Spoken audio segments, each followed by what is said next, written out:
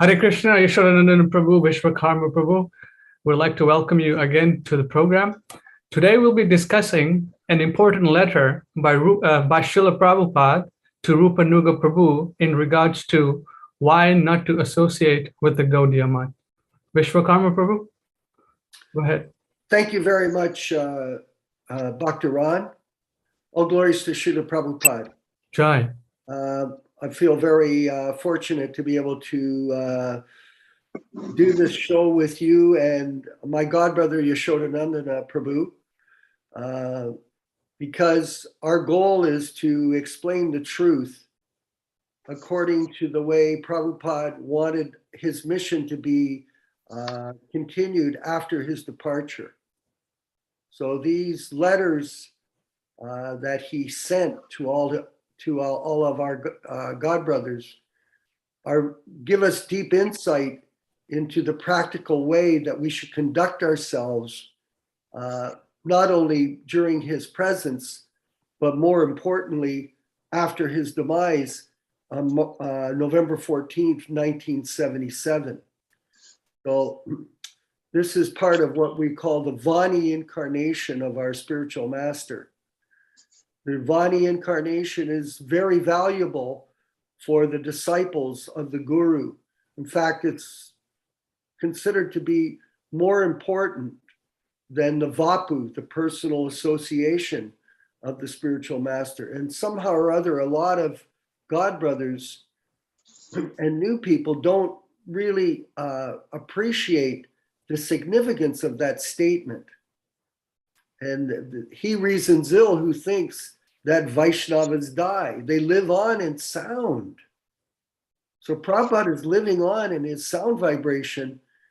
And here, this letter is an instruction to all of us in regards to the association of his God brothers. There's a lot of confusion in that regards, because some people think because Prabhupada showed them honor and respect as a pure devotee, he would conduct himself perfectly. At the same time, there is some practical understanding that you have to have when running an organization like ISKCON. It's not just that people can just do whatever they want, especially his disciples. So disciple relationship between guru and disciple is very personal. So Prabhupada is our father, and he's personally instructing us on how we should conduct ourselves moving forward. And this is the point of this letter. It's not for us to fault find or criticize Prabhupada's godbrothers, but to understand how we should conduct ourselves and our affairs in relation to them based on his instructions. And all of you know, I also received similar letters from Prabhupada instructing me and our godbrothers on these same very important points. So I'll read the letter and we can comment. This is May 28th, 1974. From Srila Prabhupada to Rupanuga Prabhu. You were right about Sridhar Maharaj's genuineness, but in my opinion, he is the best of the lot. He is my old friend. At least he executes the regulated principles of devotional service. I do not wish to discuss about activities of my godbrothers, but it is a fact they have no life for preaching work. All are satisfied with a place for residence in the name of a temple. They engage disciples to get foodstuff by transcendental devices and eat and sleep. They have no idea or brain how to broadcast the cult of Chaitanya Mahaprabhu.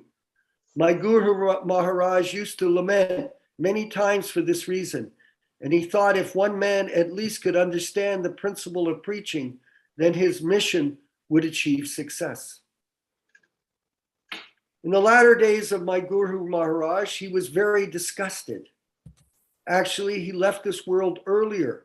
Otherwise, he would have continued to live for more years.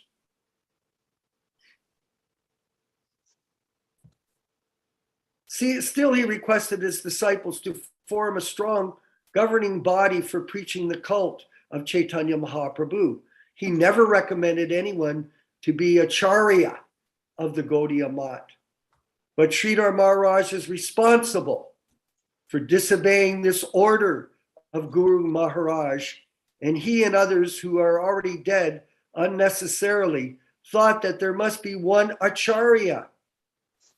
If Guru Maharaj could have seen someone who was qualified at that time to be Acharya, he would have mentioned, because on the night before he passed away, he talked of so many things, but never mentioned Acharya.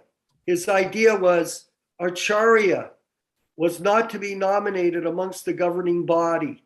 He said openly, you make a GBC and conduct a mission.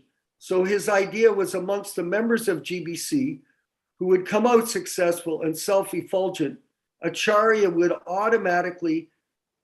be automatically selected. So Sridhar Maharaj and his two associates, gentlemen, unorthodoxly selected one Acharya, and later it proved a failure. The result is now everyone is claiming to be Acharya, even though they may be Kanishta Adhikari and no ability to preach. In some of the camps, the Acharya is being changed 3 times a year. Therefore, we may not commit the same mistake in our ISKCON camp. Actually, amongst my god brothers, no one is qualified to become Acharya. So it is better not to mix with my god brothers very intimately, because instead of inspiring our students and disciples, they may sometimes pollute them. This attempt was made previously by them, especially Madhav Maharaj and Tirtha Maharaj and Ban Maharaj, but somehow or other I saved the situation. This is going on. We shall be very careful about them and not mix with them. This is my instructions to you all. They cannot help us in our movement, but they are very competent to harm our natural progress. So we must be very careful about them. So here Prabhupada is very definitive in his statements. So this is a very important letter, very important instruction from Srila Prabhupada. Now, there are numerous instructions Prabhupada had given in his books. These are general instructions that he did not identify any specific individuals or any specific names. But in this letter, he's being very direct in naming his godbrother Sridhar Maharaj as being responsible for disobeying. Prabhupada says, but Sridhar Maharaj is responsible for disobeying this order of Guru Maharaj. And he and others who are already dead unnecessarily thought that there must be one Acharya. Now, various devotees have contacted us and posed some questions and requested some clarification. For example, why this letter was not brought out to all the temple presidents and all the sannyasis and devotees at the March 1978 meeting of ISKCON at Mayapur. Because we do know that the GBC went and consulted with that same individual on the plea that Prabhupada allegedly said that he should be consulted. But Prabhupada had given all instructions, specifically with regards to initiation, succession, management of his society. Everything had been given. Everything was clear in Prabhupada's mind. And we find that there's no record, no evidence in the last few months of Prabhupada's manifested presence of any record of Prabhupada making a statement to go consult him on these issues. So this is a very important point. Why this was not read to the devotees. Now, if somebody says it was discussed internally amongst the GBC, it may have been, but nobody else heard about it. Because we do know, for example, that in April of 1977 in Bombay, Srila Prabhupada had a conversation with the late secretary where he explained the breakdown of the Gaudiya Math. He explained the breakdown and he pointed out that there were two parties, the Bagh Bazar party and the Mayapur party. And Prabhupada described how both of them were severe offenders. And Prabhupada again did mention the name of Sridhar Maharaj as being part of this Bagh Bazar party who had been involved in disobeying the order of Yasodananda Saraswati Thakur. So there is a lot of unanswered questions why the leaders of our movement went there with no evidence from Srila Prabhupada to go there. Now, this brings up a question, because the GBC may say, well, we went to Srila Prabhupada in late May of 1977 Vrindavan, and we asked him different questions. They did ask him questions specifically how initiations would be conducted, particularly at that time when you're no longer with us, after demise. Now, the GBC issued a report one day later, and there's an article that was written by Lochan, and I'm making a copy here for the. This article was published on the 3rd, 1999. The title is "The GBC Suppressed the Truth." It's an editorial. It starts, new evidence has just been discovered that suggests a GBC conspiracy to suppress instructions given by Srila Prabhupada concerning how he wanted initiations to be performed after his departure. In May of 1977, the members of the GBC were summoned to Vrindavan, India, to meet with Srila Prabhupada when His Divine Grace thought his departure from this world was imminent.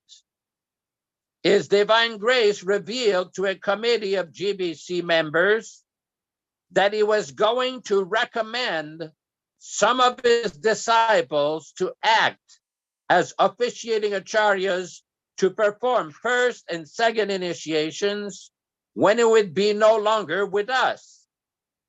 As evidence in the following document, the GBC decided at that time that devotees throughout the world should not be informed of this most important revelation made by their beloved spiritual master. The repercussions of the decision to suppress the truth and the subsequent deviation from Srila Prabhupada's instructions have left devoted followers of His Divine Grace deadlocked over the issue of Guru succession and initiations in ISKCON for more than 2 decades. Now it's 4 decades. The document in question is a summary report of the GBC meetings held during the 3 days from May 27th to 29th, 1977. The report was sent out to all ISKCON temple presidents and begins with a list of names of the GBC members in attendance. The first point mentioned in the report is that a list of trustees of all ISKCON properties was submitted to Srila Prabhupada. The second point states that committees were formed to improve the original charter and expand the Bureau of Management in India. Point number 3 deals with the question posed by the GBC committee, how Srila Prabhupada's mission was to be continued under the direction of the GBC after his departure. This third item that is of great significance. A review of the document shows quite clearly that the GBC deliberately omitted from the report Srila Prabhupada's answer to the question concerning initiations. This intentional omission was apparently made to conceal Srila Prabhupada's wishes from his disciple worldwide concerning the initiation procedures he wanted followed after his departure. Had this been an honest presentation of the facts, the report would have stated, quote, when asked how first and second initiations would be performed after he was no longer with us, Srila Prabhupada said that he was going to recommend some of his disciples to act as officiating acharyas. The text of Srila Prabhupada's conversation with the GBC committee was not disclosed for many years, which has created a credibility gap between the leaders of ISKCON and ISKCON's general membership. Now, this is a very important point because we see that some senior members are claiming that they met with Prabhupada and really understood his desires. Well, if they understood his desires, why did they conceal information from the temple president? Again, this is in this document from VNN, Vaishnav News Network. GBC suppressed the truth. Now, Visvakarma, you were a temple president at the time. Did you hear that letter that was sent by the GBC? Actually, we never heard about these instructions from Srila Prabhupada. It was basically appeared to be suppressed. It was suppressed, not appears to be. Yeah, it was, thank you. It was suppressed information. And as a result, the movement fell into chaos because one of the most serious offenses as a devotee of the guru is to disobey the orders of the spiritual master. Because devotional service is like a plant, and these offenses are like weeds that will destroy the plant. So as a result of this offenses, the movement took a different course, and people were trying to become acharya. For example, I have firsthand experience of this from dealing with Kirtananda, Keith Ham in West Virginia. They were very adamant that I would start to bow down and worship him and honor him as his disciple. And his followers were propagating this philosophy that he was the next acharya. Absolutely absurd. His personal behavior did not reflect anything to do with pure devotional service. Because in the closet, he was a pedophile, proven by others, a murderer, gay, homosexual, perverted, fraud artist. But in the front of everybody, he projected himself as some kind of great spiritual leader. Completely bogus. And this was the case, as we saw with these other so-called officiating gurus. And you have to remember, you have to judge in action. There's a lot of philosophy that people project. But Prabhupada would say this, Yashoda quotes the Sanskrit for me. You have to judge an action by its results. So we had a situation where these different zonal gurus projected themselves as acharya to their disciples. So they were a little cautious to declare themselves acharya of the world, but they weren't cautious in dealing with their own disciples and letting them know that they were the ones. And then their disciples became the ones that were projecting this image to others. I actually received a letter from New Vrindavan members that told me, if you don't accept him, Kirtananda, as the great Acharya, your life will not be very prosperous. So like that, Prabhupada mentions in this letter to Rupanuga, he says, the result is now everyone is claiming to be Acharya, even though they may be Kanishta. They may be Kanishta Adhikar with no ability to preach. In some camps, the Acharya is being changed 3 times a year. Therefore, we may not commit the same mistake in our ISKCON camp. This is exactly what happened. And just so everyone knows that's watching the show, I had a chance to look at the video of Bhakti Vikas Swami talking about changing of guru. I'm reading currently the Chaitanya Charitamrita. It says you cannot accept multiple gurus. You have a guru, you want a bona fide spiritual master.